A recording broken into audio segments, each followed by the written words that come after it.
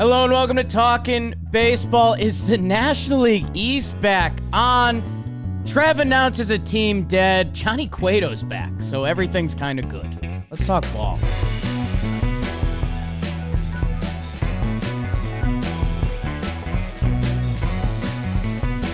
Weissel.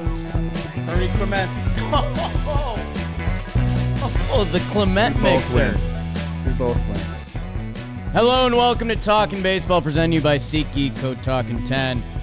My name is Jake Ronald Storielli. That is Trevor Plouffe. That's BBD in the corner. As we cover the wild world of baseball from this week.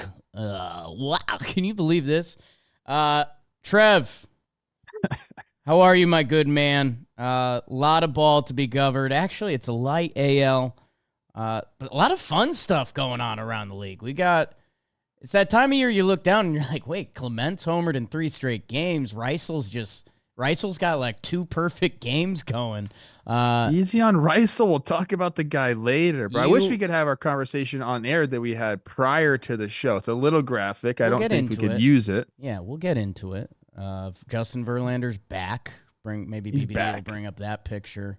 Trev, you're my perfect game. How are you? I'm doing well, Pop. I'm actually excited. I had a nice cup of French press already. I told you I left my other cup inside the house, but I think it's probably for the best because I don't need the energy right now. If you could like sense my vibe, I'm very excited to yuck some ball. Yeah. With you two studs. You texted me yesterday saying, what did you say to me? What did I say to you? I think this is why I'm so fired up. So I got to explain it to the people. What did I say? Oh, yeah. Oh, I was running hot last night. I don't get it, really, but like I get it. We kind of owned NYC if we wanted, ? Well, Trev, we told the people a little bit, but we put on a little bit of an exhibition last weekend. Maybe we downplayed it a little bit. Yeah. But like, we had Walk in the West Village. The young boys dapping us up, a lot of the people working at the establishment. Who are those guys? My face about to pop on the TV with Best of Talkin' Yanks, and then they put on the Mets game. Wow, wow. But I don't know. Like, we just have the juice right now. It's baseball season. It's baseball season, and you and I together roaming around. It can be a great thing, or it could go completely opposite. But I think New York's the perfect place for us. Like I said, New York or Hollywood, we got it. We could be like the Wahlberg brothers. Yes. Yeah. I like that. You'd be Mark Wahlberg. I'd be, was it Donnie's kind of the... Or who's the other guys that came out here? Matt Damon and Ben Affleck. Ooh. We've got some Damon and Affleck. Yeah, I think so. I think we could do that. You being that broken picture of Affleck with the cigarette out of his mouth on him. Like, for some reason, I aspire to have that feeling. I really have never down. You don't have that feeling. That's I don't have that one. I kind of want it. It's more of a Storielli. We're going to talk about that. We'll talk about the Affleck J-Lo split. Justin Verlander is back. In a joking way, we talked a little. I had a couple Mountain Dews last night. Okay. And, I told you I had a New York City experience. Jess was out.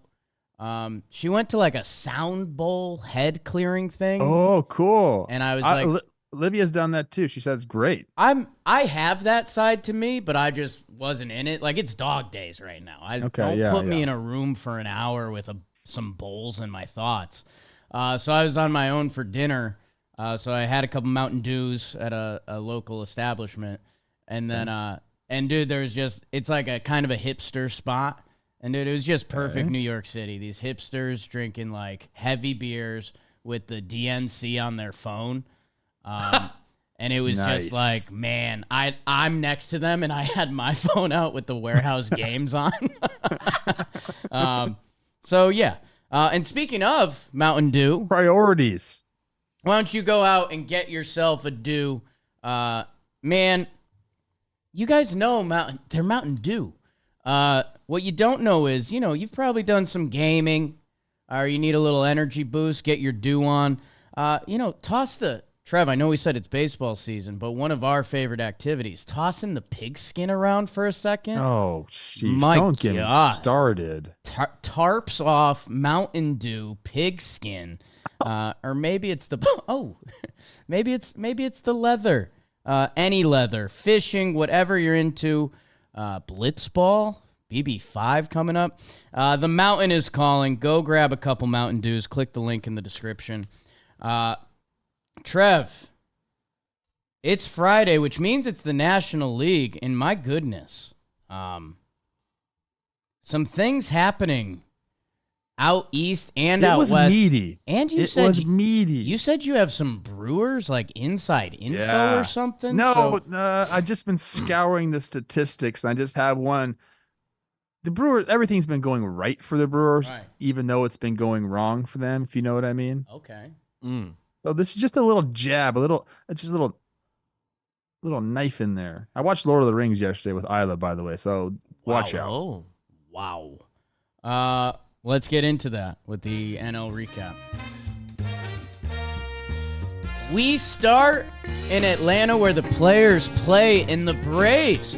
They took 2 out of 3 from the Phillies. I can't wait to get Trevor Plouffe's standings update at the end of this. The Braves took the bread games. Oh, Reynaldo Lopez is back, punching out 10 in 5 innings, out-pitching Zach Wheeler. Your boy Max Fried went 7 innings for the first time in a while. Unfortunately, that was the game the Phillies won. 2 3-2 games to wrap it up. The Braves taking that last one. Spencer Schwellenbach really coming into his own, man. 6.2, 9 punchies of his own.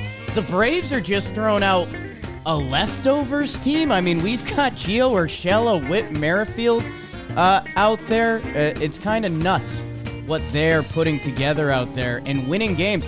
Meanwhile, the Phillies have an awful record since July 1st. This baseball season, Will Creed, arms wide open, except for the Seattle Mariners.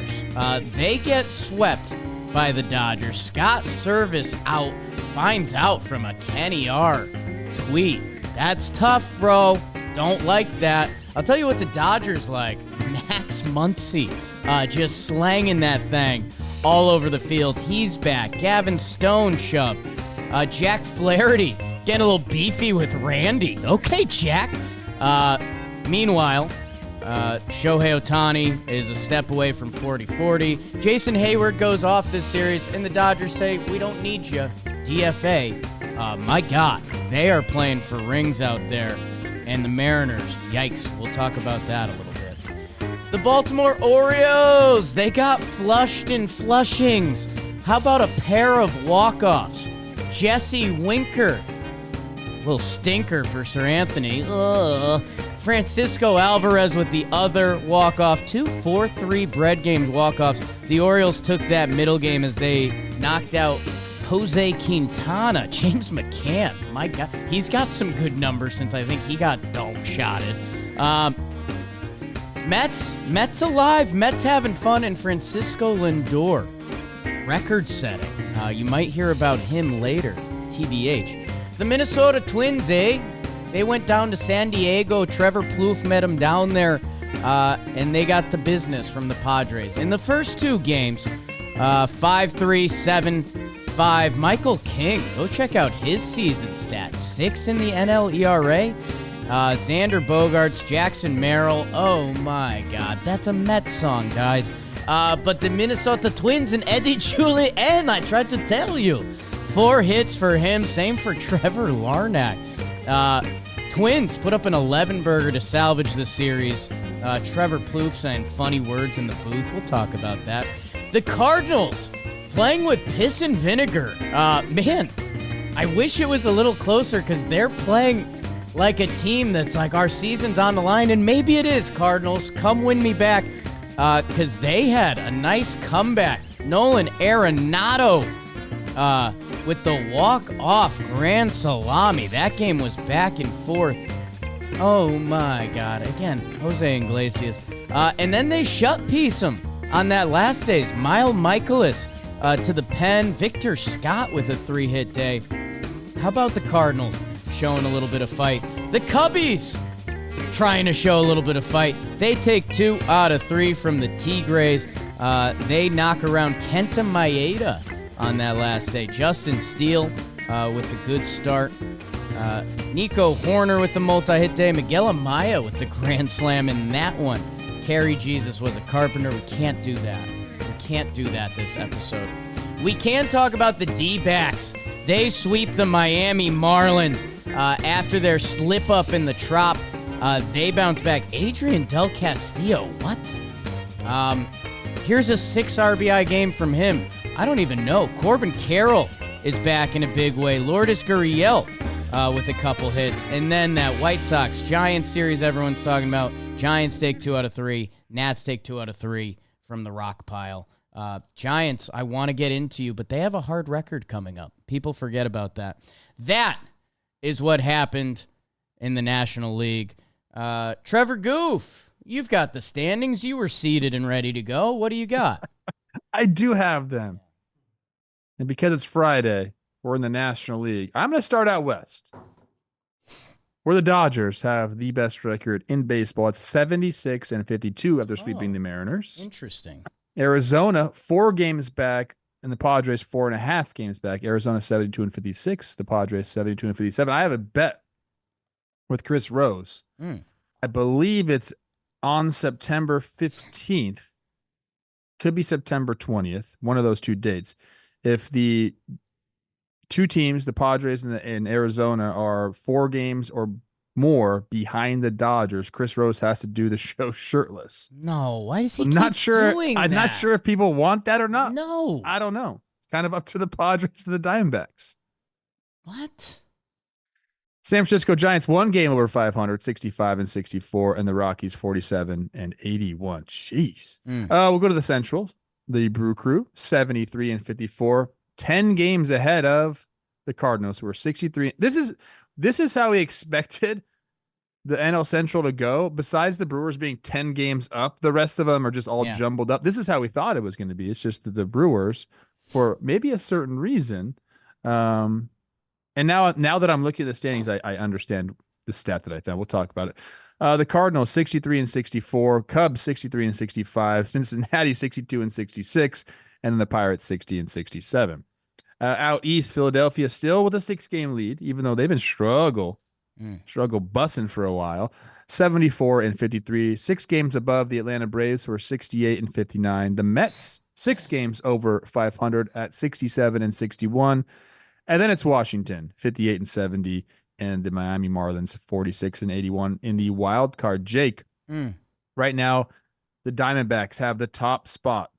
They're a half game above the San Diego Padres, are the second spot, and then the Atlanta Braves holding on to the third spot of the wild card, with really only the Mets showing some life. They're 1.5 games back.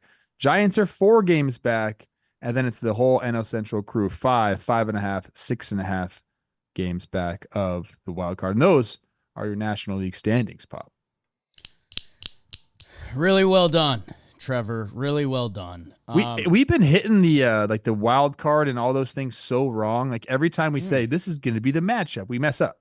Yes. Yeah. So right now the playoff matchups would be, I believe, it would be the Dodgers and Phillies would have the bye. And then Milwaukee would be hosting Atlanta for 3, and Arizona would be hosting the Padres for 3. That's how it goes, right? I think so. I had been screwing it up too. It's the third division winner, right? Plays the last wild card. So Milwaukee would host Atlanta for 3 as of right now, and then Arizona would host the Padres for 3. Okay, so that's kind of awesome series if we're being honest.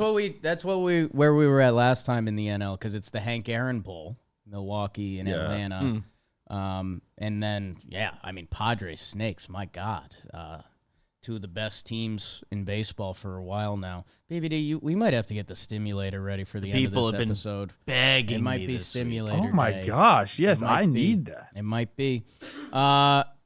Before we get to that stimulation, Trev, let's start out east with the Phillies and the Braves. Man, I didn't realize, Like the Phillies had a skid, and I was like, okay. And kind of every team was doing theirs. Like the Yankees had a skid. The Dodgers had a down point there. I didn't realize how deep we are into this now that the Braves take 2 out of 3 from them. What was the stat I saw? I think they're 19-24 since July 1st. Like, this is now, we're close to 2 months. 19-24 since July 1st. 13-21 since July 22nd. Bryce Harper has been in now a full-blown, like, second half slump. And I don't know. Atlanta's 6 games out. That's a big number with a little over a month to go. If that number starts getting a little tighter, a Brave season that has felt just off. And I talked to Foolish Bailey a little bit on Wake and Jake about the Braves, and I think they've lost the most WAR via injury. Who? Yeah, your boy. You don't know if you love him or you hate him. And obviously it makes sense. Acuna, Strider, your MVP, Cy Young favorite, and a couple other bodies. I don't know. The Braves feel like they haven't been in the sweet spot for a while, and yet they're not dead for the division. They're so interesting. It feels like baseball is so silly that it feels like the collection of players they have on there is going to make them have a run. Like I'm watching these games and you got Ramon Laureano catching a ball to end a game. Kelnick, he's been a Brave, but he feels kind of strange out there out in left field. Gio Urshela turning double plays with Whit Merrifield. Like it's a collection of kind of outcasts right now, for being honest. Kelnick included in that. Wouldn't it be perfect for them to use these guys to make a run and try to get at Philly for the division? We thought that was kind of impossible. I mean, 6 games still doesn't seem likely. It also seems to me, I'm like, okay, the Phillies are going to snap out of this at any moment. Like people who are like, right.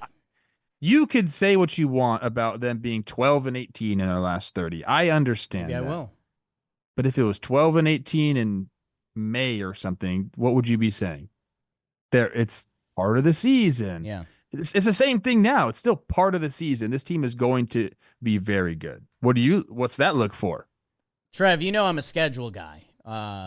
It's unfortunately where I've been drinking some Giants Kool-Aid recently because they're the only team on paper that I was like, maybe they can shock the rest of the season. The NL Central teams are in there, but I'm so broken by them. Anyways, dude, in baseball, you're in the skid until you're out of the skid. You know what I'm saying? Okay. Like, I know that's kind of dumb, basic Jake talk, and you're right. I mean, they're the MF and Phillies, dude. Like, power is power. Don't get away from that. Power is power. At Kansas City. We'll get to our Royals, but they're playing ball. Yes. Let's see what that looks like. Houston. Okay. We know where they're at, although the Sox gave them a little work this weekend. And then it's 4 with Atlanta. So, dude, I get that they are the Phillies, and it's going to click, and Bryce Harper's not going to be a 630 OPS, dude. But could they lose in Kansas City this weekend? Absolutely. Could you lose to Houston the next series? Absolutely. And then 4 with the Braves. Where are we going to be at in 10 days, Phillies? Because if it doesn't click now, Atlanta could be what? 3 games out in 10 days? If I had to guess what's going to happen in this next 10 games, 5-5. Okay, mark that down, BBD. And then you climb out of it, and then they go. I'm going to go 4-6. I love the talk. Listen, I love the talk. It's not like I need the Phillies to go on some magical run into the playoffs. I want this to be dramatic. I want that. I just watched a lot of ball in my life. I've seen this roster. Like there's going to come a time before the season is over where the Phillies get hot. That's just easy thinking right there. So. Hey, let's just shout out Atlanta a little bit for doing it. Beebs, I told you to have a video ready for me. Okay. This Marcell Ozuna homer off Zach Wheeler was like, off of Zach Wheeler was right at my wheelhouse. Oh, okay. 110 off the bat, 9.5 I rounded up. 27-degree launch angle is my favorite launch angle. That thing was like Give me that 430 again, feet. Show that Booze. again. Can you go back and It's your favorite just launch watch where this angle? ball ends up? Oh, Watch where this ball ends up. This is a big boy homer. Marcel the Bear. You can't really see it. It's like on top of that wall that is in center field there. And what a shot right there. That's nice. Where that? do you get that shot? Is that a drone? Is that a blimp? What's going on in Atlanta? I didn't know that like all like the B-roll like aerial footage was just like stock footage. Right. But that was I live. thought like that was live. Okay. Trev, I'm in. I'm totally in. The Atlanta Braves, I mean, you know, we talked about the second life guys, Gio, Whit Merrifield, Laureano. What Ozuna has done all year is incredible. Michael Harris is back. Dude, maybe the biggest thing, and we talk about win streaks a lot, and one of the main things that gets that going is a consistent effort from the rotation. Spencer Schwellenbach stepping up for them. Reynaldo Lopez back. Dude, right now their rotation. Yeah. Chris Sale, Charlie Morton, Reynaldo Lopez, Max Fried, Spencer Schwellenbach. Mm-hmm. Like, yo, if you're going to get that effort every day on the mound, and now you've got these second life guys, and you're smelling blood in the water, and I know you don't want me to keep spoiling it, but what Raisel Iglesias is doing right now, that's a recipe. Okay. And I'm telling you, I'm in, Coach. Your Phillies, let's say they do that 5-5 you just mentioned, and the Braves do an 8-2, which gets a little tricky because they're playing the Phillies in that. Yeah, that's down to like a 3-game lead. A lot of math today. Anything else on this series or either of these teams? I don't know. People were saying Orlando Arcia didn't stare down Bryce Harper. Sure, it looked like he did stare down Bryce Harper. It's a non-story. That's what everyone's telling me. It's fine. Okay. I'm a little over it. I'm over it too. Trev, unfortunately, I think our Dodgers fans might be a little mad at us because it's one of these cases of they might be too good for their own good. They are winning a lot of ball games, best record in baseball again. A lot of bodies are back in this series. That lineup is starting to feel a little different with Max Muncy in there. I mean, obviously Mookie came back. Tommy Edman, we talked about this a little bit. Probably more of the story is on the other side of the ball where the Mariners dropped to they're at 500 and they fired their manager. Are they at 500 or under 500? 64-64. Sheesh. Yeah, I mean, it's interesting because number one, and I think I did this on Baseball Today. I think I'm ready to declare him dead. That's why I did this. Do it. Wow. That's my they're in the coffin. Okay. Mariners fans like, F that dude. He's got a Pearl Jam shirt on. He's declaring the Mariners dead. Wow. What is this? Team OPS is 666. The writing's on the wall, people. And I don't know if that team OPS is Scott Servais' fault. Well, they also fired their hitting right offensive coordinator, whatever. The pitching coach is just walking around like, I'm the fucking man, bro. Who's the Mariners pitching coach? That's the thing is, Randy Johnson? Dipoto and Servais were teammates. Dipoto pitching, Servais catching. So Dipoto's like, I took care of the pitchers. You know, what's going on with the offense, even though it's my job to bring in bats, and I just really haven't been able to do that. Yeah, so Dan Wilson comes in, and not with an interim tag. He's coming in as like the manager, which is kind of crazy. I mean, he's been around the organization. He's, been part of those kind of like the old school nostalgic Mariners teams with 01 Mariners catcher, 123 games back there. Like so I dig that. Like, I think that's cool. Like that's automatic respect. And these guys know him and he's been around. So there's a familiarity factor. Plus you can say, I know what it's like to win. And that's cool. Like, dude, like, right. If I all of a sudden became a manager, I don't have that card really. I don't have the card like, hey man, I've been Ooh. on these winning teams or I've had success in the playoffs. People be like, dude, what do you know?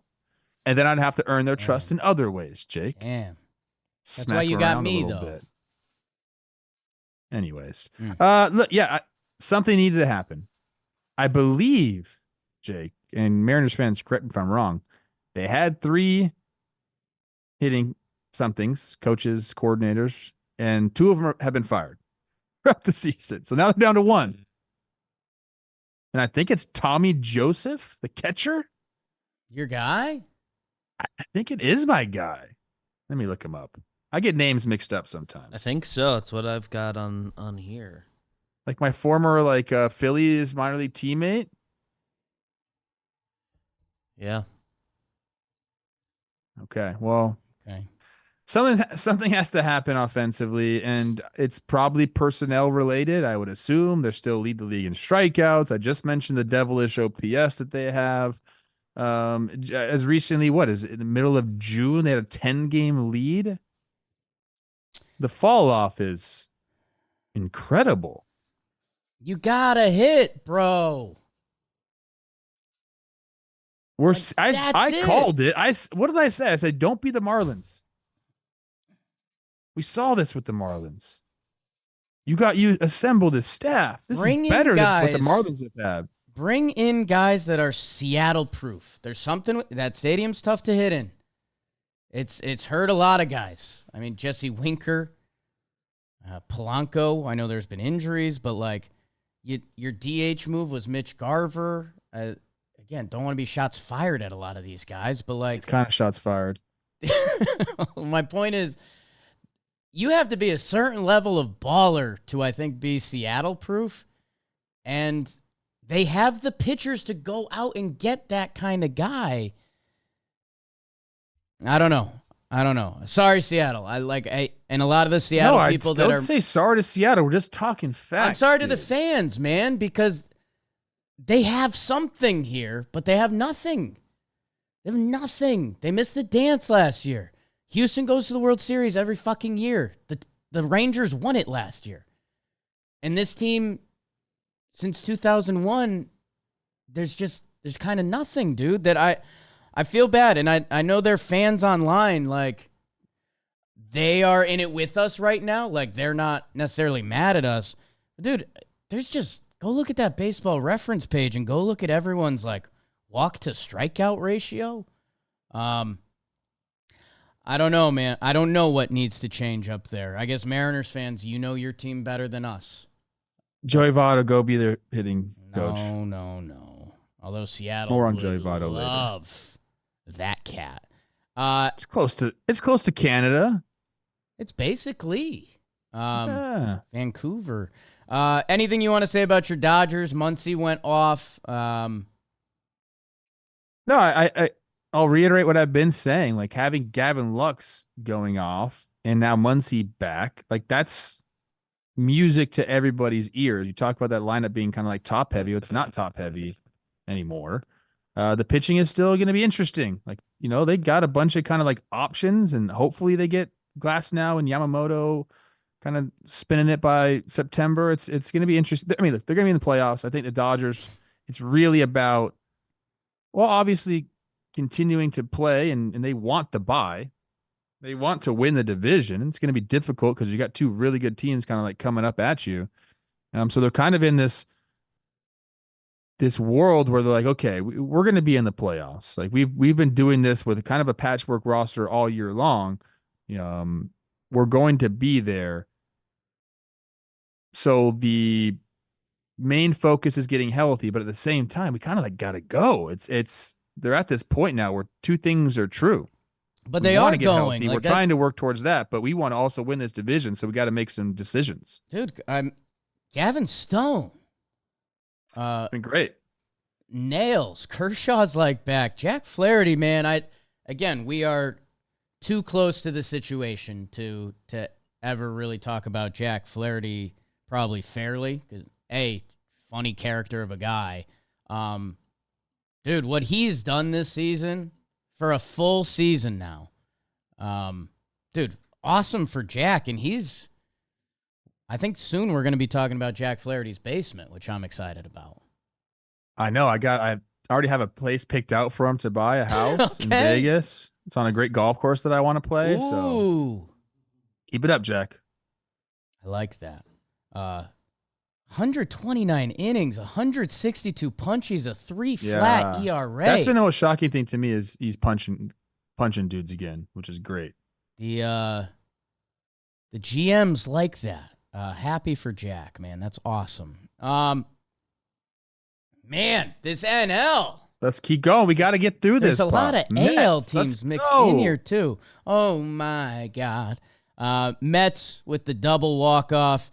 Alvarez, can that kind of wake him up? He'd been in a little bit of a funk. 3-0 fastball from Dominguez, and he gets it, and he knew he got it. How about Jesse? How about Jesse Winker's walk-off celebration? That kind of enters the chat. He said he blacked out, didn't remember any of it. He looked like Jesse. he did. Obviously, you remembered it. I don't know, dude. It's okay. He looked like he lost control. He was fired up. He was fired up. It's okay to be fired up. We got it on the YouTube. Little inside out. You're wondering if it's going to get to the gap, and it leaves the ballpark. The hair. The only reason I'll believe him, like the helmet throw, we've kind of seen that before. The elbow guard, like into first base accidentally, looks like a man kind of possessed. He's like, get out of the way. Get out of the way. Hey, I know Mets fans are always going to kind of struggle with like a supportive Yankee fan, but that Jesse Winker walk-off is so Mets. Why? Even the what does that even mean? Dude, he goes insane. He admits to blacking out. He's screaming at his teammates in the dugout. His first Mets home run. Hadn't hit one with the boys yet. And then the fact that it ends with a cut shot to the DJ booth with one of the players' songs coming on. It's just so beautifully Mets, and I'm saying this in a good way. And meanwhile, I mean, any Mets thoughts? Although they're kind of in a similar boat and fighting to stay alive in this wild card chase. Orioles, man, the bullpen questions are getting louder and louder as Sir Anthony gets clipped both times. Yeah, they kind of thought maybe we had found something in Sir Anthony. He does have the stuff, but you got to produce the results as well. I think ending my thoughts on the Mets, go look at what Sean Manaea's done. Yeah. I saw it against the Twins. He looked best I've ever seen him, and he's continued to do that. On Wednesday, 7 innings pitched, 3 earned runs, 9 Ks. That's quality start, beautiful thing. In both leagues, the Mets are the closest team to a wild card spot, and it's to the Atlanta Braves, who we just daydreamed about catching the Phillies, who the Braves haven't been hot. I think they're 10-10 in their last 20. I don't know. The East is going to get funky. I feel it. I feel it in my bones. Baltimore, like the starting pitching is kind of, I guess it's pitching in general. You talked about the back end of their bullpen, starting pitching. They end up sending Trevor Rogers down to the minor leagues. Cole Irvin is back making a start. My guy Swerve. It's they're gonna have to piece some stuff together. I don't think it's at the beginning of the year we were talking, oh man, this team is what's gonna stop them, and now you kind of have something that can stop you, and it's really kind of been the pitching. And it's weird because, we always talk about Albert Suarez. Dean Kremer's given them a couple performances. That bullpen. I mean, Kimbrel gave up the home run to Yermark Vientos in the 7th inning. Man, they've got Houston and the Dodgers coming up. So, for Baltimore straightening it out is going to be interesting. And, yeah, I mean, the Trevor Rogers story, obviously don't close the book. Young pitcher. That they're banking on the next couple years of him, but that's a tough feeling. That's when that guy comes over, you're hoping, your pitching coach taps into him and you're going to look up and he's had 4 great starts, and that just hasn't been the case. I mean, he's got to be back up in September. I'm assuming they're just going to send him down and just say, hey, you need to work on this. Like, he might go down to AAA and throw Norfolk. exclusively one pitch or something. Like that. You know what I mean? Like just to get Yeah. a feel back. Like he's got to be back because they need him. Interesting. Mets screw up someone's season. I would love it. Trev, what happened in San Diego this week? It was the Jackson Merrill show. He's a very, very good baseball player. I'm gonna follow him on Instagram right now. Done. I followed him. I got no follow back. It's kind of Oof. tough, man. Yeah, sometimes I get hurt like that. It's okay. No big deal. Michael King looked really good. The Padres are a very good baseball team. I think that they have the starting pitching to do it. I didn't really get to see. I didn't see Dylan Cease, didn't see Musgrove. So, Michael King kind of moving around. I actually asked some of the players on the Twins, I said, how did that feel? Because on the broadcast, he looked absolutely nasty. What they said is you can kind of see everything out of the hand. Everything kind of looks different out of the hand. He wasn't necessarily tunneling. Didn't really matter. He threw 6 innings, pitched 2 earned runs. Yeah, I mean, he's my scouting report is like, and the Yankees got to see this live. His pitches are reliever level pitches, like each one, like the fastball, they're everywhere. The slider, the changeup, and so even if you can see them, they have enough movement. Yes, that Michael King. I want to double check because I think I looked this up yesterday, but in the National League, he was 6th in ERA. It's Sale, Wheeler, Hunter Green, Imanaga, Webb, Michael King. So like that Soto trade. I mean, yeah. The second game, Bailey Ober gives up a homer to Manny Machado, ties the game. Rocco immediately pulls him, brings in Griffin Jacks. Griffin Jacks does his job, and then in the 8th inning, he goes to like no shots fired. Probably the Twins' worst pitcher, Steven Okert, right now. Currently, the bullpen, he just hasn't. He's gotten lefties out decently. There was a lefty run. Obviously, you're going to pinch hit. He gives up a bunch of runs. Profar hits a homer to go ahead. It was like not a great moment. Twins fans were not happy about that. And then the last game, the Twins had a huge 7-run 4th, I believe it was. Matt Wallner, exclamation point homer. Padres are good. Their lineup is kind of relentless. Jackson Merrill impressed me. He had a moonshot home run, I believe, in the last game. They're going to be there, man. Here's what I'll say about the Padres. Their bullpen is filthy. Like, I know we talked about Brewers bullpen and the who am I thinking of? The Guardians bullpen. Yep. As 1 and 2. They got to be in the discussion with the moves they made. They like every single guy. There's some guy they pitched yesterday. I don't even remember his name. It's my favorite. Sean Reynolds, I think his name is.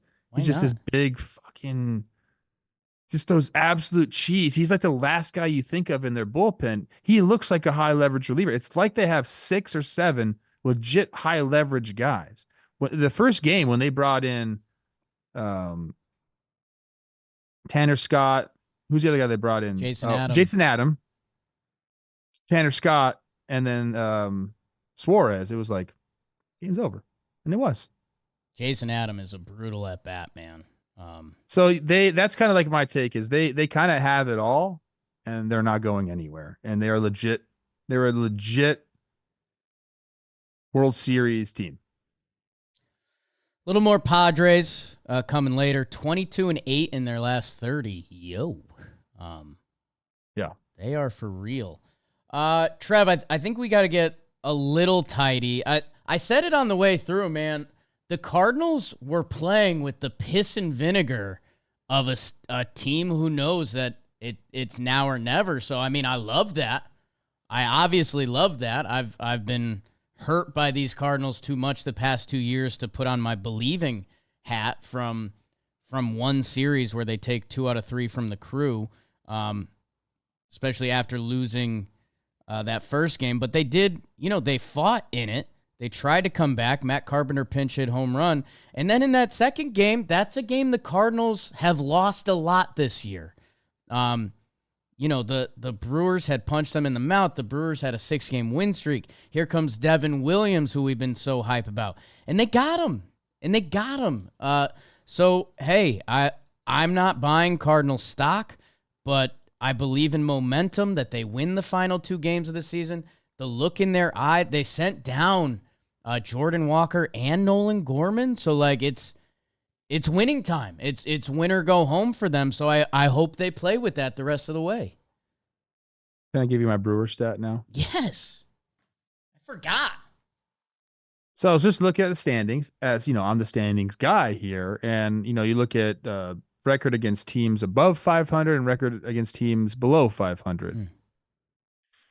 The Brewers have by far the most games played against teams under 500. It makes sense, I guess, because their division is all under 500, but they have played 73 games against teams under 500. No one even comes close to that. Even the rest of the teams in their division don't come close to that. The next closest team is like 64. I'm just throwing that. It's interesting. Okay. We keep saying, how are the Brewers doing it? How are they doing it? I know the bullpen's good. I know they're athletic. I know they play defense. They can score runs. They take the extra base. Willie Adames, all these things. That's a reason. 44 and 29. 73. It's a lot. It's a lot. Yeah. Okay. Put that out there. Not taking away anything from the Brew Crew. I love them. No, we love you. They're so fun. I love you, Milwaukee.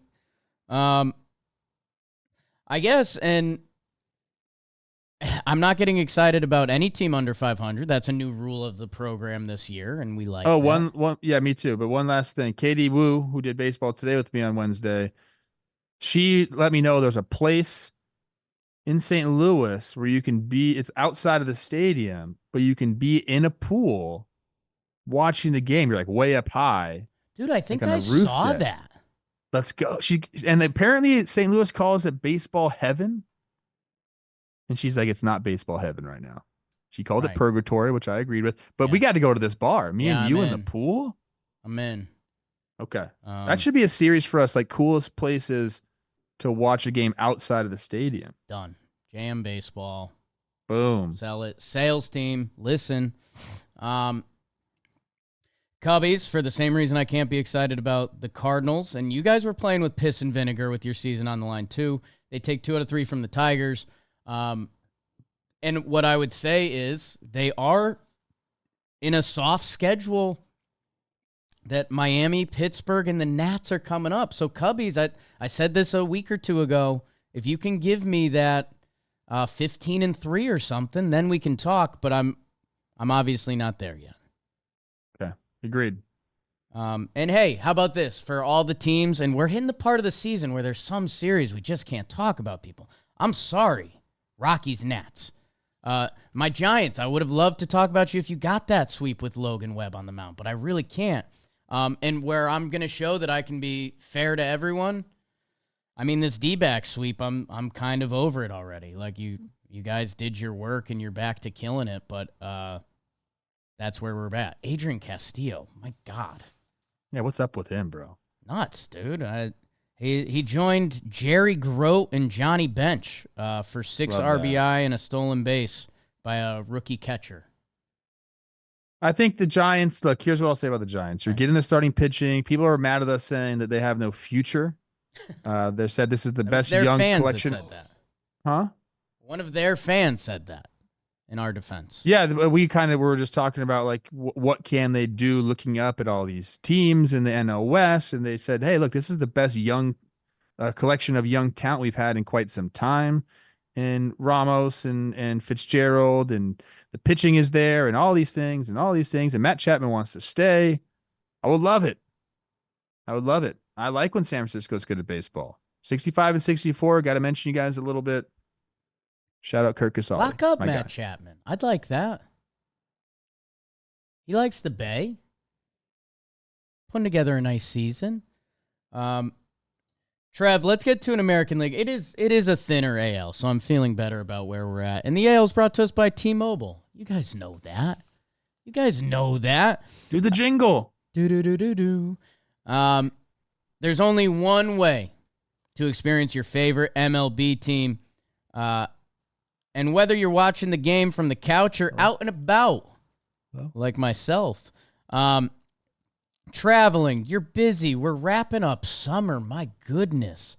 So If you're doing that, you're on the road like Trev in San Diego this week, you got to keep up with T-Mobile. Exclusive perks that make your baseball experience better all season long, just for being a T-Mobile customer. So, hey, you know what I'll say? If you have a cell phone, I'd look into T-Mobile. Swing into the future with T-Mobile. Elevate your game day experience. T-Mobile.com/MLB. There's a link in the description.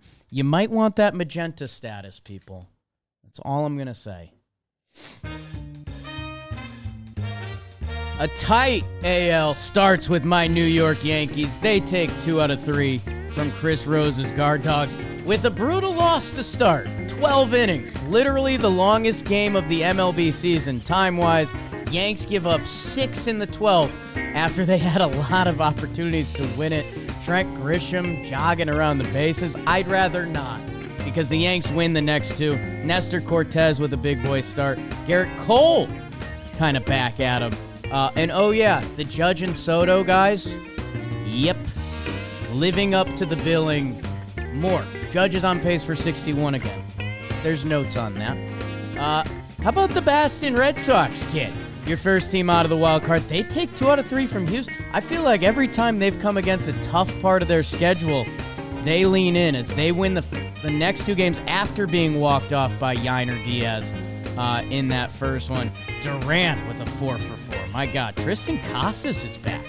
2 for 3 with a homer. And Rafaela, him and Hamilton, man, they put pressure on you as the Sox take the final 2 games of the series. Oh, yeah. Justin Verlander's back. Kate Upton's husband. How do you like that? 5 innings, 2 earned runs. The Rays, man, they split 4 with Oakland. We're pissed about it, and they're pissed about it. They get into a little spat. Our guy Caballero and Yandy Diaz. Caballero, I'm going to be honest with you, my little man. I don't think you want that smoke. I do not, from one small guy to another, I do not think you want that smoke. They split with the Oakland A's, and I think the sadder thing for Tampa, it's kind of a fair fight. Joe Boyle, Boyle D's nuts. He put it on him. Osvaldo Bido. Feels like this guy's only had good starts recently. Rays won the 2 middle games. Baz and Estes going toe-to-toe. Darrell Hernaiz struggled with that one all year. Texas Rangers take 2 out of 3 from Pittsburgh as they win the bread games. The final 2 games, someone got shut out. Mitch Keller shut him out in game 2, where 2 former Yankee greats, Domingo Germán and Andrew Heaney, teed it up in that final game. Wyatt Langford, the kid, with the walk-off. Keep building on it. Royals take 2 out of 3 from the Angels. The Angels have become one of my favorite teams to watch for kind of the wrong reasons, if I'm being honest. Royals, they go bread games. As Michael Lorenzen out-duels Johnny Cueto for the Angels. Gets a standing ovation. It's a weird sport. Hey, no, it's Paul DeYoung balling out for Kansas City and playing a sharp, hot corner, Trev. I know you like that. Zach Neto, good. We like that a lot. Royals get their business done, and then, my goodness, Reds, Blue Jays. I've got double digits on the boards these last 2 games. Barrios pitched well. George Springer, couple homers. Like that for my preseason bet. And it's an Ernie Clement year. Ernie Clement just keeps homering. Why not? That's what's going on in the AL. God, I need the standings. Like you need air, Pop. Okay, because it's Monday, we're going to start on the East Coast. Or the Yankees. Is this the biggest division lead you've had in a while? 1.5 games? It seems like it. Since June. Yeah. 75 and 53 as I'm looking at Jared Weaver on the Baseball Reference front page. What's up, Weave Daddy? Baltimore, 74 and 55. The Red Sox, 67 and 59. Tampa Bay, still flirting with 500, 64 and 63. And those Blue Jays, 60 and 68. In the Central, Cleveland just figures it out. I know they lost the series, but 73 and 54. They've kind of been down bad as of late. And Kansas City and the Twins have kind of made up some ground here. Only 2 games back. Those teams are tied, 71 and 56 apiece. The Detroit Tigers are 62 and 66. And then the White Sox almost to 100 losses, 31 and 90. 7. What's Grady Sizemore's record since taking over as manager? Bees, please look that up I for like us. that. And then out west, 69-58 for the Astros, who are now 5.5 games up on the Seattle Mariners, who are 64-64. Texas, 10 games under 500, 59-69. Oakland, 55-73, and the Angels, 54-74. In the wild card, it's the Baltimore Orioles with the top spot. Then Minnesota and Kansas City, both tied for the second and third wild card spots, with Boston really the only team with a chance there. 3.5 games back of Minnesota and Kansas City. The White Sox are 3-8 with Grady Sizemore. And those are the standings. Better. In the American League, is it? Yeah, I think sadly. Like, kind of, because if you'd really, they're 3-9 without him, 31-97. Trev, incredible work. A little bit better. Let me get my AL West jabs in quick, per usual. I mean, it was just a hilarious, because it also happened in a couple minutes yesterday that it was like, okay, so the Angels are extending Perry Manassian, which, don't get me wrong, I kind of like a little bit of what he's done with some of these young guys, so I get it, but it's just ironical to see the last place Halos extending their GM. The Mariners, on the other end of the spectrum, fire their manager because they can't hit. The A's don't know where they're playing next season. Texas basically taking a bye year after winning the World Series, which is fair. And here's Oakland up 5.5, and they'll probably win the division by 10. It's just unreal. It's just unreal. So I guess let's do Boston and Houston quick. Hey, Justin Verlander's back, a solid start. Although the Red Sox win that game, the Red Sox in that Mets position, the first team out of the wild card, they've got to keep it going. We've talked about their injuries, and like it's kind of nuts that Yoshida's going now and Casas is back. Like their pitching has really struggled recently, but they win a big series. Houck gets a third straight quality start. I don't know. Does anything? I was just going to say, does anything matter? Which turn it into a 3-hour episode if we do that. But I guess we need a Talkin' Life show, you and I. There's no doubt about it's it. coming from that pool in St. Louis. I think the Red Sox are going to be there until the end. I think they're going to give a legitimate. They're going to have a legitimate shot at making this wild card. I know it's 3.5 games right now, so it's kind of easy to say, but Tristan Casas is back hitting homers. I like all I'm pretty sure they're all homegrown guys who I'm talking about right here. Jarren Duran, Tristan Casas, Yoshida is not really homegrown, but he's only known the Red Sox. He hits one off my guy Taylor Scott, my African friend. Hits a homer off him. Abreu, Rafael, like you're talking about guys who are Red Sox guys, and I love that. Like that's my favorite thing in baseball is when you have homegrown guys doing their thing. And these guys are within team control forever. We were talking about the Devers versus Bogart situation as I saw Bogarts in San Diego. Devers has been incredible. I really like this Red Sox team. I know Kenley gets pumped there in the first game by Yainer Diaz to lose it, but he's been great. I'm high on these guys. It would not shock me whatsoever if the Red Sox snuck into the playoffs and were like a legitimate threat into the whole playoff scenario. Man, they just locked up. They played Baltimore and Houston, and they come out of there with a winning record over those 7 games. Like, that's a massive win. They've got the Snakes for 3 in Boston. That's going to be a fun one this weekend. I saw a group of guys while I was drinking Mountain Dews last night. Group of guys comes in. One's wearing a Yankees hat. He gives me the look. They were on a dudes trip. They go on a guys baseball trip every year, and they went to the Yankees game, and then they were heading up to Fenway. So, all right, love baseball people. Shout out to them. Didn't get any names. If Boston survives Arizona this weekend, which, again, they've played great against some of the better teams, Toronto and Detroit, like, Boston, they've got some numbers that would tell you they're a top 2 offense in the game. They need their bullpen. Someone's got to lock in down there. And, hey, Chris Martin back, and he gets his first save of the season. They need someone of Garcia, Sims, Kelly, Bernardino to, like, go on one of those 5 clean game stretches. That would be massive for them. Because you're right. Otherwise, they're positioned.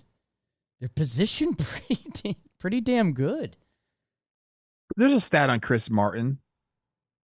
When I was doing research, something like he hasn't had a walk in forever, or like his walk to strikeout ratio over his last like 28 innings has been crazy. Hopefully that translates into them having that back in the bullpen that you're talking about. What's Nick Pavetta's free agency going to look like? 2 or 3 years with a decent paycheck, right? Like he's career 4.84 guy. Seems like he has like the stuff, but it never really translates over a full year of like decent numbers. He's never had under a 4. He's never had under a 4 in his career. Yeah, is he the new Kyle Gibson? Gibby, Zach Eflin comes to mind a little bit. Like, I feel with either the right team or, dude, sometimes we're ERA bums and numbers on the scoreboard matter. Dude, this guy Gibby had some years under a 4. He had 2018 a 3.6. He had 2021 a 3.7. This guy's had to pitch in Philly and Boston as his home stadiums. Like, I think Nick Pivetta would kill to pitch for the Dodgers or pitch for Seattle. They don't need him. Hey, Seattle. Yep.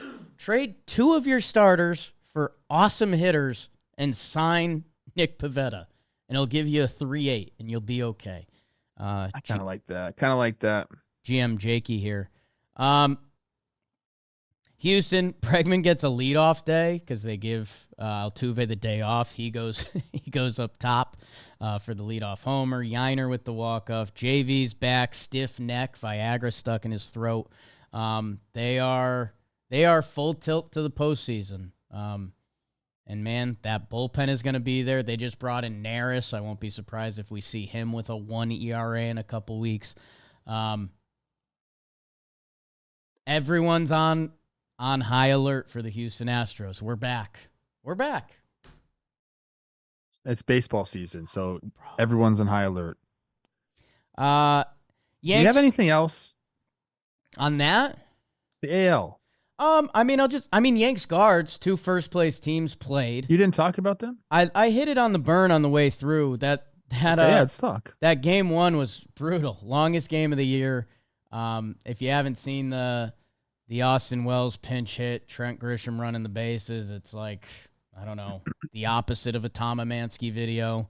And that's where Yankee fans get frustrated. Like some of the fundies get missed on this team, and that's how the Yankees coach them. I mean, Boone's a SoCal guy. They're the Yankees. Like, let our stars be stars. And, hell, it's working for Judge and Soto. And teaser, I got a little angry before the episode. You're going to hear more about Judge in a minute because what he's doing is fucking insane. It's insane. It's insane. And the guard dogs, they're in a little funk, man. They've been, I think, the 2nd worst hitting team since the All-Star break. So they've got they've got some real questions coming to the forefront as we head towards the final stretch of the season. And I would not be surprised if the Houston Astros catch them playoff seeding wise, which could be important for however your AL bracket looks. But yeah, I don't know. You got to see Clase for 2 innings on the first night. Yeah. Having a guy like that willing to go multiple innings is just awesome. This is Austin on the here YouTube. We go. Austin Wells hits one, top of the wall. A little teaser there. And yeah, Trent Grisham, he's just... They call that edging. He's... oh, boy. He's just watching it. And then he slows down going into third. Oh, no. Oh, God. Trev, I'd rather not. I'll send the people to Talkin Yanks. Trent Grisham, who was put in as a pinch runner. What was he doing? So we were scoreboard watching this game as I was calling the Twins Padres game. What the heck was going on? So, there's less than 2 outs, so he's not running, which again could be questioned. You got to be at second base right there. So he's right before second base, but he has like no momentum. Like he's basically stopped. The ball hits the top of the wall. He kind of kicks into gear and doesn't.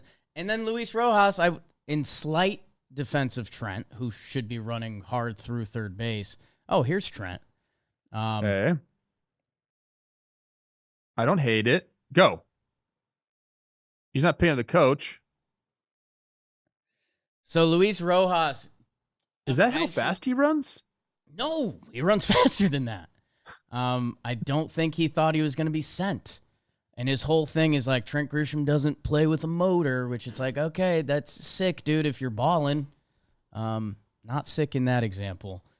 Okay. Otherwise, I'm kind of cool, man. Royals handled their work. Rays get into a fight because they split 4 with Oakland. If they want to be a part of this season, you can't do that. And Ernie Clement. We had some. Cueto, mentioned Cueto a little bit. Love him. Quality start in his first appearance since September 27th of last year. Got a little standing O by the Royals fans. Royals fans are awesome. I really seen it firsthand. They're great. Doesn't Vinny have, how many RBIs does Vinny have? 95? You sicko. Nice. You're going to get to 110, 120. Let's go. Let's go. That's a go. Yeah, Angels are, I mean, Kevin Pillar has been bopping around for them for most this season. They just called up Johnny Cueto. You got Drury and Rendon bumping around with a bunch of the kids. It's something to watch. It's entertaining. Congrats on the extension, Perry. Go Ernie Clement, go. Lot of ball. And it's been brought to you by DraftKings. And man, there's more ball coming. College football. Holy smokes. Get your Saturdays ready. And right now, if you bet $5 on anything, you get $200 in bonus bets instantly with our partners at DraftKings. I've been in the app more recently. I kind of forgot about all my preseason bets. A couple of them are looking real good. I would love if Tampa would stop fighting and win a couple more games. Download the DraftKings Sportsbook app now. New customers use promo code TALKIN. Bet just $5 on any wager and get $200 in bonus bets instantly. That's promo code TALKIN only at the DraftKings Sportsbook. Let's get to standout performances. Who stood out? You go first. Oh, love it. Oh, dude, I'm doing Judge, bro. I looked around at all these names. Do I want to do Adrian Del Castillo's story more? Joe Boyle had a great start. Fuck it, man. Because this guy's chasing 61 again. He homered in all 3 games of this series. One of those games, he had 2 homers in. Since he was ejected, and I think it's 98 games now, something like that, he has produced at a span that no other baseball player has done in that time frame. None. 0. Not Bonds, not Ruth, not whoever you like. Whoever's your 1-1. Griffey, Mays. Judge is going insane. And it's a privilege to watch him every night. It's also just mind-blowing. He's been playing center field. He's a 6'7", 290-pound guy. You're not supposed to do that. Who didn't really do that until after age 30. Post age 30, just started doing that. Man, he's a joy to watch. Soto obviously gets an assist on this because he is a joy to watch. But the Aaron Judge home run race is back on. No, it's absolutely incredible to watch the guy hit right now. I cooked up some numbers on baseball today about him as well. I think he's slugging 830-ish, something like that, since the beginning of May, which I will tell people again, that's a legitimate OPS. Right. And he's slugging it. On base percentage over 5 is crazy. It's crazy. His slugging for the year is currently higher than the average league OPS. So, okay, here's my question. This is legitimate. Yeah. Judge is doing historic things. Yeah. Just talked about all the numbers. Let's say he gets to 60 again. What's more impressive, him or Shohei? I don't know if I want to say probably or possibly, somewhere in the middle of those, going 50-50. Whew. No one's ever done 50-50, right? Like, I'm not crazy. 50-50 would be more impressive because that's 10 more homers plus being a top 2 stolen base guy in the game. That's insane. Yeah, man. I think Shohei wants 50-50. I think in a year when he's not pitching, he wants that. It's so close. He's not at 40-40 yet, but he's one behind, and I think he's eyeing that. To have those 2 seasons together is like yeah. that's what I said. Go watch Aaron Judge, please. Like, go watch him hit. Go watch Shohei Ohtani. Like, you're going to be able to tell your grandkids that you saw these dudes live. Like, that's the type of players we're talking about, bro. How cool is that? Yeah, I want to let passing the love around more, although one of these players gets the short end of the stick, but he's a short guy and he doesn't give a fuck, luckily. Jose Ramirez is 30-30 again, which, I mean, unreal, and there's also a month left, so let's see where he lands the ship. Jose Ramirez comically lands top 5 in the MVP basically every year.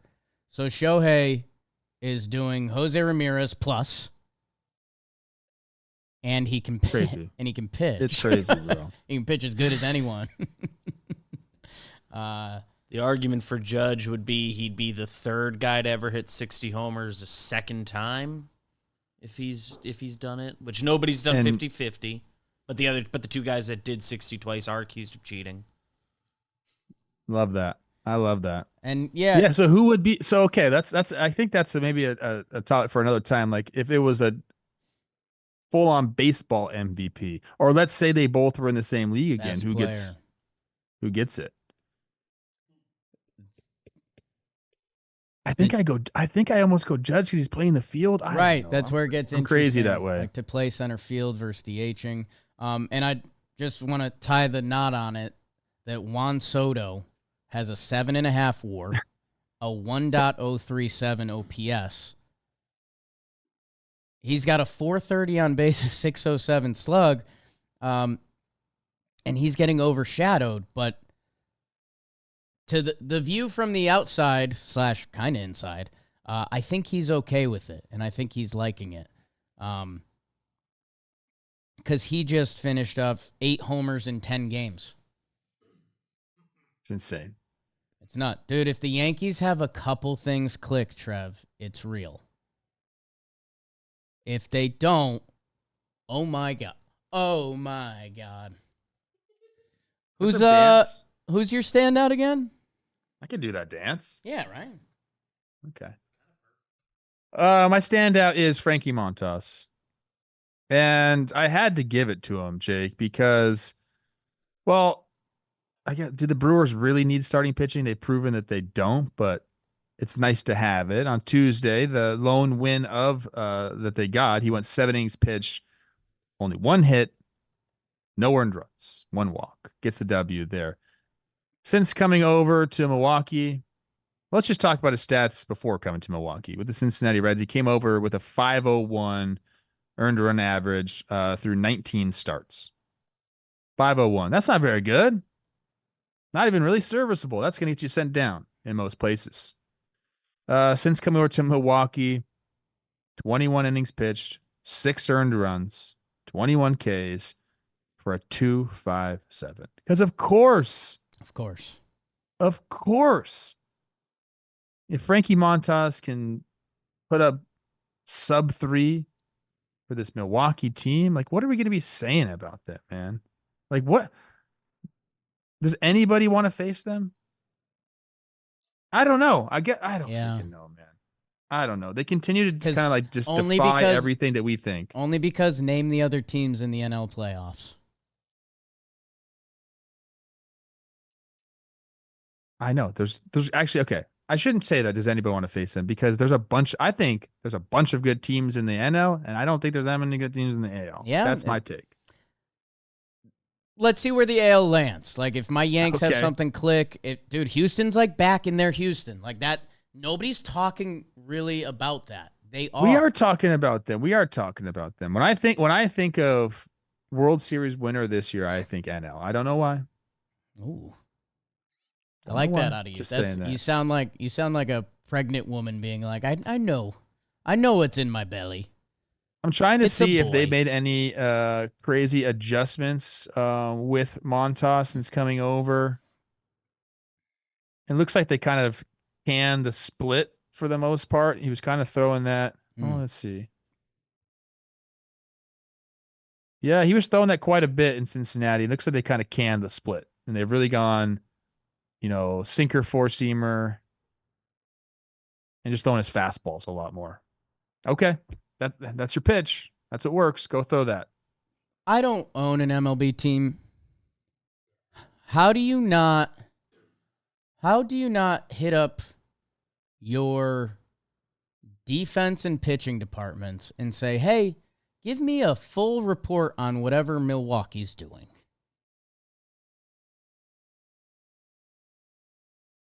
Okay. What do you mean? They're clearly ahead of so many As far teams. as pitching, yes. As far as pitching, yes. Here's the thing. Everybody has the same numbers, but it's digging through the numbers and then being able to teach how to apply. And then having your guys buy in on it. Right. So those are all things that, like, we talked about some guy that we know that's going to be interviewing for a front office job and how to do that. I think that's the difference in the teams. You have to have the guys that can sift through the numbers, make them palatable for the players, and then have someone that can show them how to apply that. And the buy-in is also important. Milwaukee has all those things. Okay. Trev, great standout. Pitching money so funny. Frankie Montas keeps us going to the finish line. He'll get another little bag, a little baggeroo. Not too bad. Teach your kids to be 6'6" and throw the ball really hard. That's my parenting advice from Jake. Trev, we could have talked about Brian Rocchio's big day at the office. Corey Seager had a 2-tater night. Justin Steele coming downhill at you. But I want to go to the best part of the show. Dirt nasties on FUEGO. That means I'm on fire, baby. Like Waco. Corona Extra and FUEGO, Trev. I need it. You need it. And for the series, we're going to start out west with our guy, Max Muncy. We talked about him a little bit. He's just freshly back from the IL. In the 3-game set, he went 4 for 10, 2 doubles, 2 homers, 6 runs driven in. He has an RBI in 5 straight games. That dates back to May 14th, his second to last game before going on the IL for 3 months. He comes back and just starts raking again because that's what Max Muncy does. He's got the bottom half, doesn't he? Why don't we call him Big Dumper? Whew. Maybe it's just like it's not so pronounced. It's just more the legs for him. Anyways, he gets the job done. How about Lourdes Gurriel Jr.? He went 4 for 8, a double, a homer, 5 runs driven in a 3-game set against Miami. How about George Springer? We talked about him. 4 for 13, 3 of those being homers, 4 runs driven in. It's his 60th career leadoff homer, second most in Major League Baseball history. That's awesome. Good for you, George. Who has the most? Ricky Henderson? Sure. Biebs on it. He's on it. For the week, Luis Robert Jr. went 10 for 25, a double, 2 homers, 5 runs driven in, 3 stolen bases. Ramon Urias. He's been balling. 7 for 19, a double, 2 homers, 7 runs driven in, 5 runs scored for the 1.1. How about your guy Nestor Cortez out there in the Bronx? Ricky is the record holder with 81 career leadoff homers. Nice job by me there. Nestor Cortez in his last 2 games started, 14 innings pitched. Nice. 6 hits, no earned runs. How about this? No walks and 13 Ks. What? He won consecutive starts for the first time since May 17th and 22nd. He becomes the first Yankee since Ron Guidry in 1977 to pitch at least 7 scoreless innings without a walk in consecutive starts. Those stats always blow my mind. You're like, really? That hasn't been done? Pitchers, those strikes. Sheesh. For the 2 weeks, this is the list you want to be on, Jake. Adolis Garcia, 18 for 50, 2 doubles, 3 homers, 8 runs driven in, 8 runs scored. Jose Barrios, 3 games started, 21 innings pitched, 14 hits, only 4 earned runs, and 20 Ks for the 1.71. I should know how to say this name, but I don't. Edwin Uceta. Ooh. When I say I need you, you say Uceta. Can you go check that for me? Uceta. Tampa Bay reliever Edwin, 6 games, 7 1/3. Uceta. Uceta. Yeah, I should have known that. That's white boy Whoo! Trev right there. Come on, man. Whoo! 7 1/3 innings pitched, 2 hits, no earned runs, 9 Ks for the 0 ERA. He recorded his first career save on Tuesday, and on the season, 19 games pitched, 30 innings pitched, 0.57 whip on the season for Uceta. Good for him. And now for the best part of the show. This is like the Top Gun of the show, if you will. The Corona Extra Player of the Ep is our guy, Raisel Iglesias.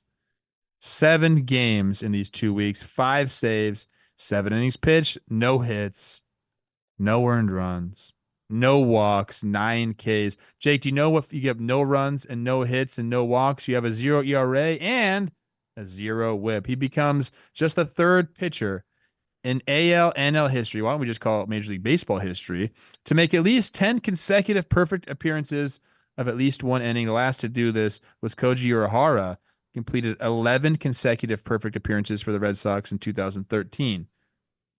Jake, the last opponent to reach base against Iglesias was Mets outfielder Brandon Nimmo when he reached on a 1-out single on July 27th. His streak is longest by any pitcher in the majors since Yusmeiro Petit retired 46 straight batters over a span of 8 outings for the Giants from July 22nd, August 28th, 2014. I actually remember that. How about that?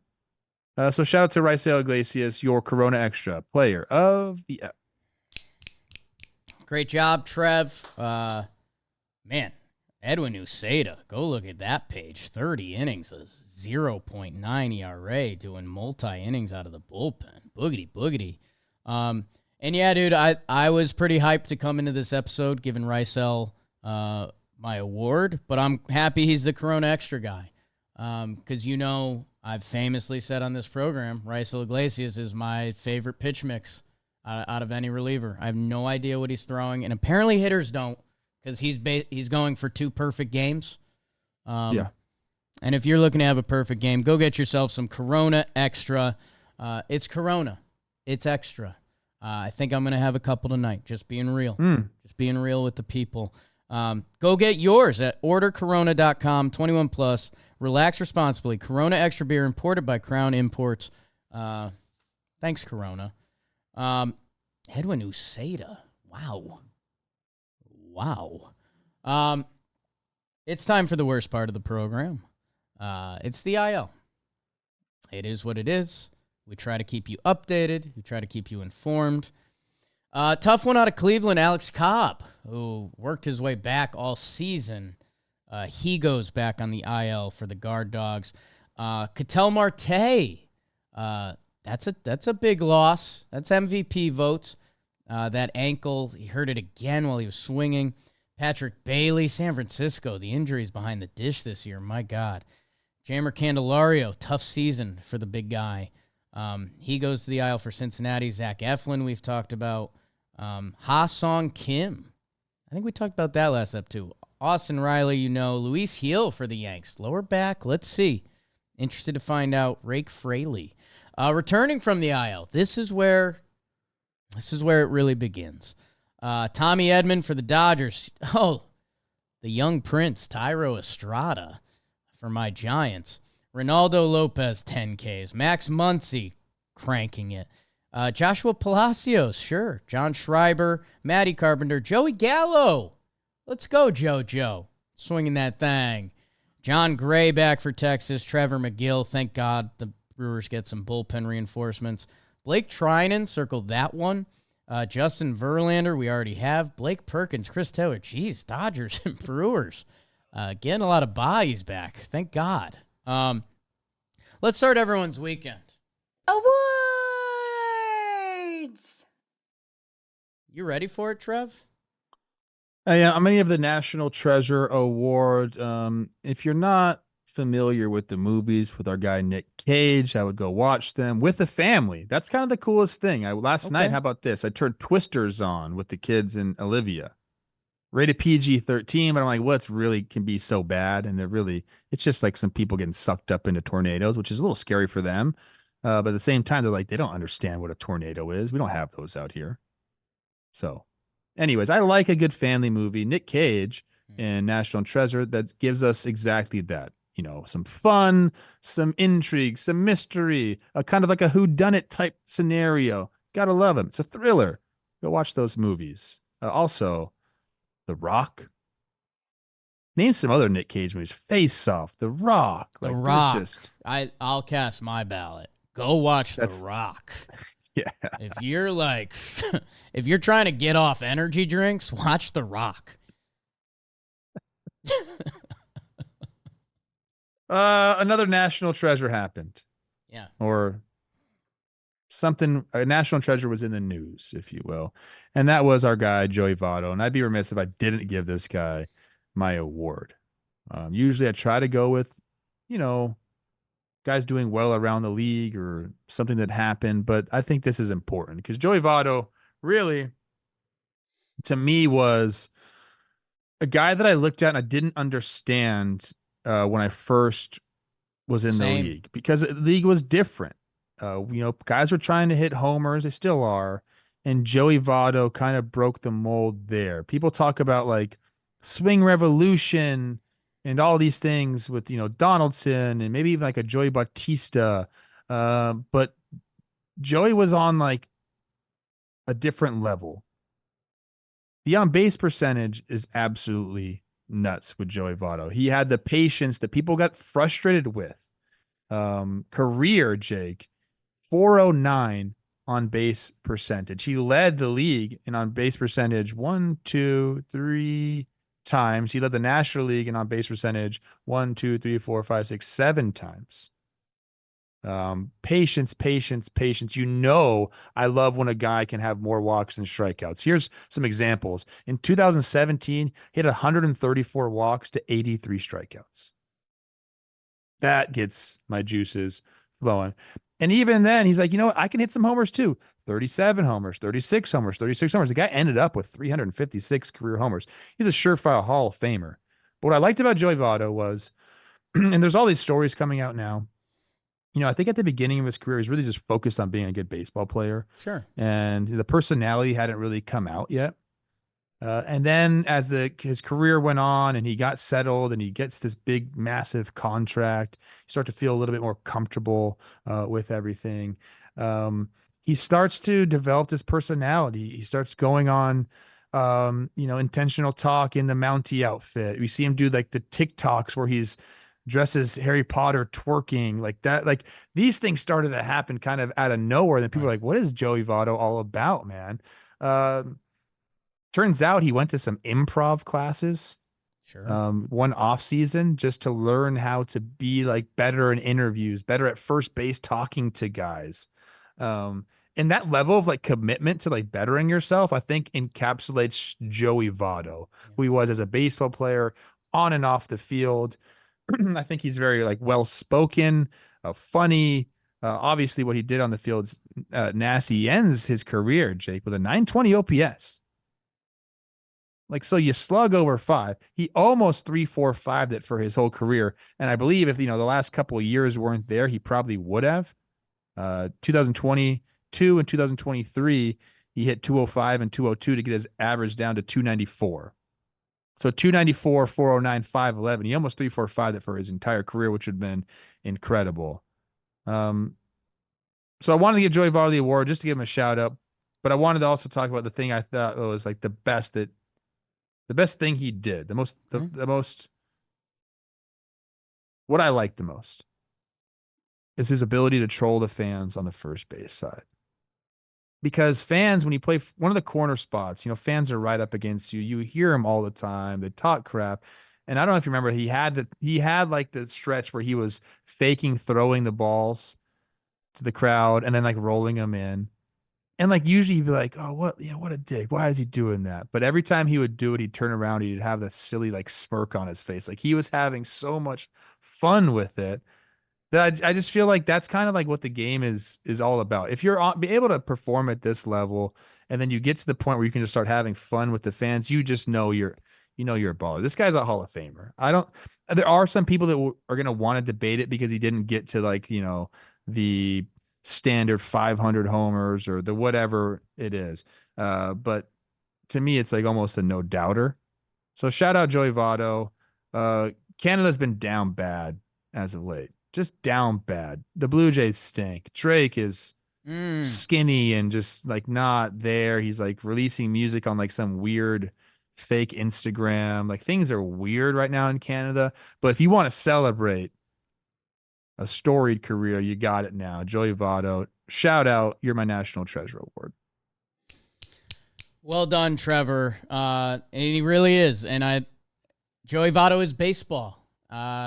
He is. The quirks, like I wasn't the biggest Votto guy. I found some of that stuff a little off-putting, and I had to check in because, I mean, I'm a little fucking off-putting. A lot of cussing this up from me. Yeah, watch out with that. It's incredible either way, and I felt verified. There was a couple players that were like, Votto wasn't necessarily my cup of tea, but he's still a great guy, and that's what matters. And dude, the Chris Rose intentional talk stuff is so great. And like, again, where we're at with baseball and what that show did for baseball and everything like that. I mean, I love it. And I'm happy for him and the whole retirement stuff. Again, it was very Joey Votto. There's a lot of ways to skin a cat. And I think, Brett Gardner went into retirement and hasn't been heard from. He's been missing. The game's done. Joey Votto, he makes his post, which I respect. And then, you get the story after that he got picked up by an Uber driver, and the Uber driver asked, "Are you a player?" And he said, "Nope." And, again, that's out there, and it's good that it's out there. We need more out there in baseball, and Votto's incredible. And he's one of the best players to ever play this game. And like, that's, again, when I say Joey Votto is baseball, like his approach to hitting, like it has to be in the zone. Otherwise, what are we doing? Like that your job as the pitcher is put that ball in the zone. If not, I'm not going to chase it. The crazy, like no pop out to first base stat is crazy. No pop outs to the infield. Right. I mean, it doesn't even make sense, but it's how he envisioned hitting. And he was so good at it that he had the contact tool. He had the power tool. He had everything. He had everything, which is super rare. And it's just so every hitter's approach and every pitcher's approach is different that makes this sport so beautiful that, Jose Altuve is a 5'6" guy. Put it around the plate and watch what I'm going to do to that ball. Where Joey Votto's approach is so different and so beautiful, and they're both going to end up in the same place. That he is a national treasure, isn't he? We love a good Canadian. We love a Nick Cage reference. I'll go high and tight. I'm going to go with the Trust Your Eyes Award. We talked a little bit about Raisel Iglesias's, pursuit of crazy perfection that doesn't happen. I think 35 straight batters have been out at his expense. And for me, it was kind of simple. Raisel Iglesias could do everything. Raisel Iglesias has velocity. Raisel Iglesias has a bunch of pitches. Raisel Iglesias has location. And the other thing that I think sneaky made me a Raisel guy, he changes up his arm slot. Like it blows my mind more pitches don't do that, but it's also, I understand it's putting in reps and making sure you're executing your pitch, blah, blah, blah. Raisel can do everything on the mound. Everything. Trev, I saw a kid early on this year that I was like, wait, he can do everything. Jackson Merrill.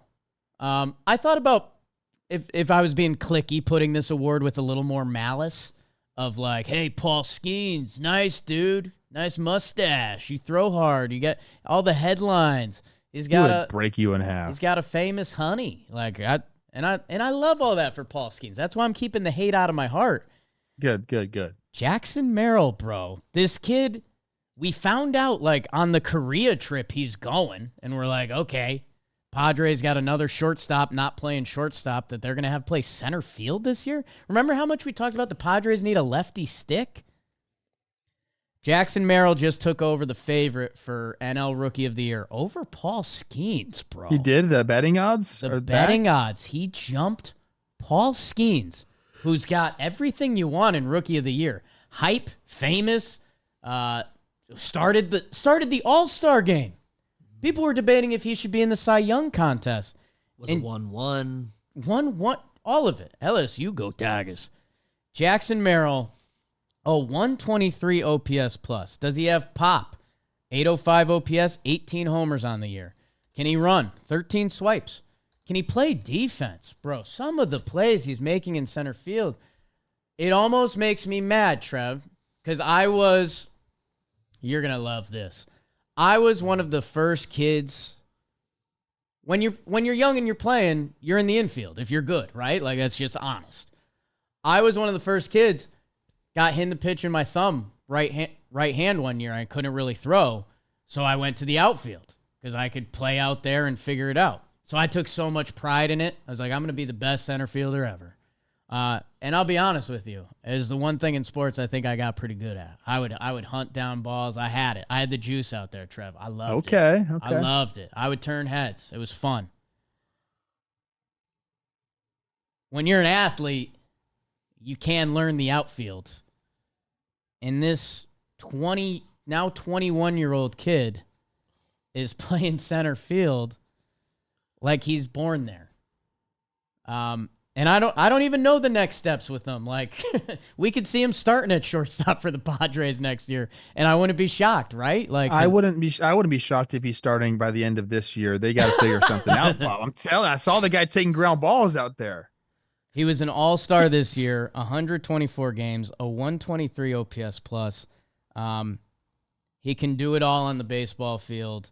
And I don't know. I'm going to start trusting my eyes a little more because I was like, I saw just a couple games of this kid, and I was like, what? Good for him, man. Jackson Merrill. Beautiful award. I want to throw this out there to the Padres Both fans. were beautiful today. We're nasty, bro. We're nasty. Rob Tatis. Tatis comes back. David Peralta's been crushing it. What's to say that you don't put Tatis in center, slide Jackson Merrill in at shortstop, unless Hassan Kim's being back sooner than I know? You're either going to be running Mason McCoy. Shout out Mason McCoy for getting his first career hit, first RBI yesterday. Or Tyler Wade, who, look, I love Tyler. That's my guy. But he's got to do something he hasn't hit this year. Yeah. You think AJ Preller, shoot from the hip, AJ Preller hasn't thought about something like this? It'd be wild. And if he came back and played shortstop, what are you going to say to this kid? First of all, what are you going to say to him? He's 21 years old. Beebs, can you go to his baseball reference? Keep going, but there's something I need you to put on the screen that answers all your questions. Living in San Diego. I don't know if he's single or not. I think he is. He's from Maryland, probably single. Beebs, bring up, so when you go on Baseball Reference and you put your mouse over the player's page, it shows some of their other pictures. I see it, yeah. Look at Jackson Merrill's minor league picture from early on and tell me that's a guy that doesn't think he could go out and play some shortstop if you need it. I mean, just a hilarious young ball player, confidence. How do you get this swag coming from Maryland? No offense to Maryland. But the DMV's got swag, bro. They do? Yeah. All right. Well, my laptop's not. I'm looking at it on this screen. Okay. They can't put him out at shortstop for a playoff game, I saw him taking ground balls there. Okay. And again, right now it's Mason McCoy and Tyler Wade. That's who I saw in the Twin series, at least. There it is. I mean, that is. Who else do you put over there? Answer my question. Because maybe Jake Cronenworth. I don't think he's played there since 2022. Right. Bogarts, they said, like, sparing. They already came and said, like, no, like, sparingly. He just got comfortable at second base. You put Manny there? Seems like those days are behind him. Behind him. Jerks and Profar? No. So Yeah, I mean, I'm hey, just saying. you know, Jackson Merrill did play 68 games at High A Fort Wayne last year. Same stakes. Same stakes. Sound off in the comments. Sound off in the comments. I wanted to say this before. You just mentioned Machado. His homer, whoever he clipped on your That's Twins Bailey team. Ober, yeah. That's that landed in that Ozuna area, and it didn't even look like he got it. his swing is so smooth, man. That kid, he's so special. I did the whole, like, they were chanting Manny in the park. So on the broadcast, I was like, hey, man, this crowd's been awesome. You can hear him chanting Manny. I said, you know, Bailey's hoping to silence him right now. I've never done that. I went up there, baby. I know you've done that.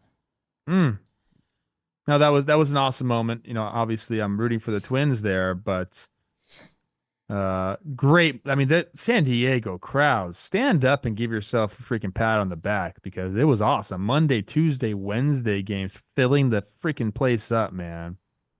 It was really, really cool. Man, it's I get why everyone started signing there now. well, Like, first of all, they're just throwing money throwing around. around like, a ton whose of money. That's where you business? start. The money But like, you being get to offered. live in San One Diego, of the play best in that cities, park. yeah. The fans are great. Like, what's not to love? Dude, there are going to be some. You say this every year, and I probably need to stop. But dude, Snakes went to the World Series last year. Dodgers are built for World Series or bust. San Diego believes again. They've been the best team in baseball for a month. Atlanta Braves are supposed to be in dynasty mode. Phillies, like, a couple of those teams are going to lose in the three-gamer. Hey, great year, Yeah. boys. Oh, your seventh inning guy got popped. It's over. I'd almost rather have one game than 3 games. I'm telling you. Something about 3 games doesn't feel right to me. It's all dirty. It's all dirty. That's where we end it. Hey, thank you to our friend Uncle Dan, the Dan Patrick Partnership. It's been awesome for us. They've promoted our stuff everywhere. Wake and Jake has gotten a huge bump for it. Jimmy's 3 Things has gotten a huge bump for it. So go check them out over Dan Patrick Show, iHeart Podcast. And enjoy your weekend, man. Watch some ball. Go watch the Angels play late night. Have a do. Watch Kevin Pillar dive over nothing. Chick sucks.